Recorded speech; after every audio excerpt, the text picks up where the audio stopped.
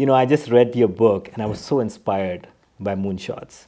And one of the chapters talks about, how to become a successful entrepreneur. And I thought it would be really neat for a lot of the viewers who are striving so hard to do so many different things in the industries.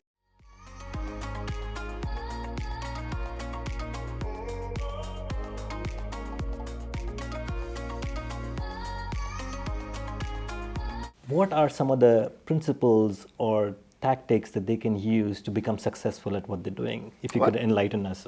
Well, actually, I'm going to turn around and ask you that. Since you read the book and you were inspired, why don't you look in the camera and say, what is it that you learned that you think other people could learn? And if when you get it wrong, I'll tell you. So what I learned personally is, first of all, is to challenge the status quo. Don't assume anything. Just because somebody has done something and they've done really well, don't just feel that is it, that it cannot be progressed any further. In fact, a lot of the times what happens is the experts can only reach a certain point, and then you need somebody else from outside the industry that can take it to the next level, right? So for me, that just shows that just because something has been done doesn't mean that that's it. You can make it so much better, and you don't have to be from that same field. That's the beauty of it. That, Naveen is like a living example. I'm just amazed at how many different fields and industries he's put his mind to, and every time he's been so successful. So, that just shows that you don't have to necessarily be a doctor to really get into genes, right? And you don't have to be an engineer to, really get into technology and all that stuff. So, so that's one thing. Second thing I learned is, in order to be successful at anything, you need to first have that mindset that no matter what, you're going to make it happen, right? Just the resiliency. And I think you said it very beautifully that in order to attain big success, you have to solve big problems. Yes. Don't run after the money, and like you were just telling to Devi. So figure out what are those big problems that you can solve, those challenges. And if you can do that, then the success will come to you automatically, right? And mindset of abundance rather than mindset of scarcity. Oh, I love that one chapter where you talk about how people look at sustainability and they're always trying to promote sustainability. And there's nothing wrong with sustainability. I love that chapter because it was mind-opening for me. I went to architecture and I did so much sustainable development and this and that. But I think that mindset kind of limits you to that limiting resources, right? Please tell people a little bit more about that, because I think you can explain it much better than me. So then you have to read the book one more time. I would love to again. That's going to be on my desk. So basically, the concept really is that sustainability has become the synonym for conservation, and you can never conserve your way out to become sustainable. That means it's only a matter of time, then actually everything becomes unsustainable. So let's assume we say we need to conserve how much air we breathe. And you say, well, let's all of us stop, not breathe every minute. We're going to have 10 seconds we don't breathe. And people say, okay, fine, I can do that. And oh my God, now we really have more people. We really have to stop breathing 20 seconds every minute. And if people say, oh my God, that's really difficult, but we'll do it. Now we say, oh my God, there are more people here. Now we have to stop breathing 30 seconds every minute. And people want to say, that's not going to happen. Or what's going to be? Somewhere people are going to say, well, you just can't breathe anymore because there's so many people. My point is, it becomes, the only way we can ever create abundance is to create more of what we need, not use less of what we have. Using less is a short-term fix. Then a long-term, you have to create abundance of everything, right? Abundance of energy, abundance of food, abundance of water, abundance of education, abundance of healthcare, abundance of everything we need in life, right? And then we go out and say, how do we create something that is never going to run out of resources, right? And that is where the things come in, is that, energy doesn't need to come from fossil fuel. Energy doesn't need to necessarily come from hydropower. Solar is one. Wind is another, and there could be radiation that we have still yet to exploit. Do humans even need to eat food, right? We talked a little bit about that. Sure. What if we can fundamentally change the way that we don't need the food anymore? Then what? Right? That whole idea of we don't have enough food for people just goes away. Right. So my point is, it is the mindset that matters of what is possible.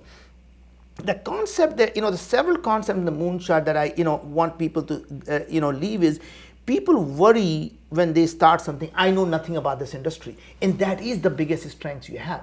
The biggest strength comes because when you are an expert, you take all the foundational knowledge for granted because you can never challenge that because that's what makes you an expert. Right.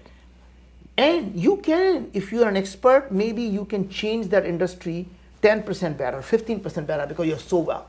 But if you want to change something 10 times better or 100 times better, you have to challenge the foundation. And unless you do that, you will never be able to challenge that, right? So that is why you have to believe that as an entrepreneur, the only way to succeed is to dream that crazy idea. Dream so big that people think you're crazy. And I think, as your daughter pointed out, the fear of failure is what gets people to stop from doing it. And you have to believe the entrepreneurs never fail. Their idea may or may not work. And every idea that does not work is simply a stepping stone to a different idea and a bigger idea. And you only fail when you give up.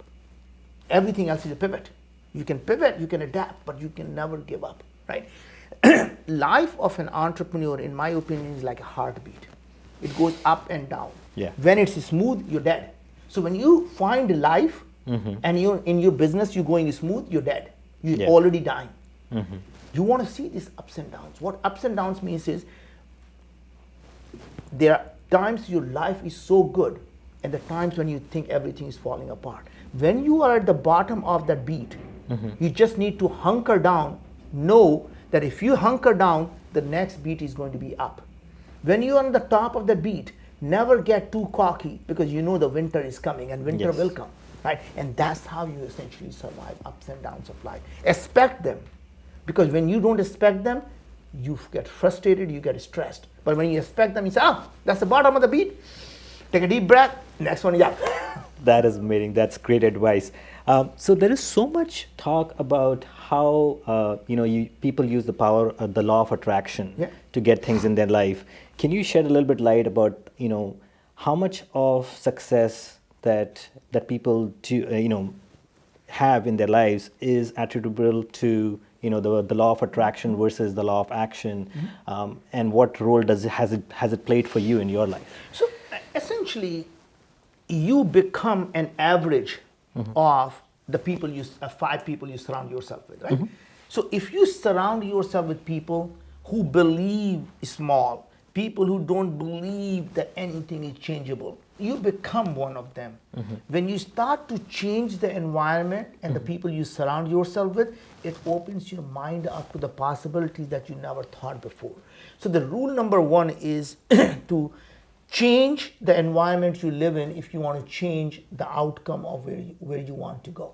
Okay. If you want to dream big and do big things, surround yourself people who are doing big things, people who think big, and that's how you become one of them. Other thing you have to always ask yourself is, are you doing it for yourself or are you doing it to please someone, right? The minute you start to do things for someone else's approval, then you are constantly chasing your happiness that you have given the remote control of your happiness to someone else, right?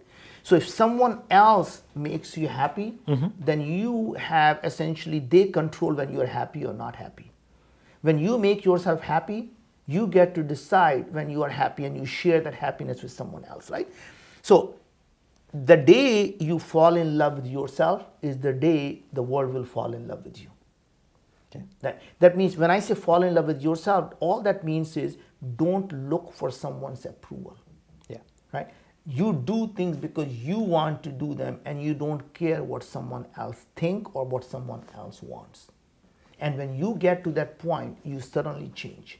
When you start to measure your success, not by the amount of money you have in the bank, but you start to measure your success by the number of people whose life you have impacted, that's how you become successful. The day you become humble is the day you become successful. Because if you still have iota of arrogance left in you, that means you're still trying to prove something to yourself or someone else, and that's not a success. Got it. That is so beautiful advice. One last thing that I always like to ask all successful people is, tell me a little bit about your morning routine and how you start your day and what are some of the key things that you like to do in the morning. Well, first of all, that's really a dumb question. Okay. And here's why it's a dumb question. following people's habit will never make you who they are. Okay. Following their thought process makes you who they are. Okay. To example, Tony Robbins takes ice bath every morning. Yes. You can take an ice bath 3 times a day, you don't become Tony Robbins. Yes. Right? But you become Tony Robbins by thinking like him, not behaving like him. So when people ask these routine habits, it has nothing, what works for me does not work for you. So you have to find how I think and find your own routine that gets you into that thinking. Not saying, I go to poop at 4 a.m., so you have to go. My point is, none of those things matters. What matters is, I jump out of the bed with joy when I wake up, whether it is 4:30 a.m. or 5 a.m. Okay. I wake up in the morning with gratitude of what I have, not the frustration of what I don't have. Got it. I go and focus every day on learning something new because I am curious about what is going on in the world. I don't go focus on learning about the industry that I am in. I want to focus on every other industry that I am not in, because when my industry is disrupted, it will rarely be someone in my industry. It will be someone on the side that's coming from totally outside the industry, challenging what we were doing, right? So for example, healthcare industry is not going to be disrupted because somebody, Merck is watching Pfizer and Pfizer is watching GlaxoSmithKline and they're watching Novartis. They are not the ones who are going to be disrupting it. Right. It is an idiot like me or someone in a thing is thinking human beings are no longer physical, they have become digital. When human beings are not physical, that means now I'm able to look at digitally every molecule that's being produced in your body, and it is nothing but a math and a chemistry problem. That means it is simply about using artificial intelligence and using all the latest technology to know at a molecular level what's going on, and it becomes a big data problem. And it has nothing to do with drugs anymore. Drugs are simply, I take something, give it to 1,000 people, 200 people feel better, and they say, all right, drug is approved. What about the 800 people who are still suffering and in fact making you suffer more with the drugs are not working? Right? So this becomes a personalized solution to each person. And what if the food was the only drug you needed? Right? And that to me is how you solve these problems. And it's never the industry that you are in. So that's why the companies, people who come from outside the industry, who think of human beings as simply in math and a chemistry, and a walking, talking ecosystem, saying this problem can be solved, while every drug company is thinking, what other pill do I need? Right? No, that's and amazing. That's really how you solve problems. That's amazing. Well, thank you so much for today.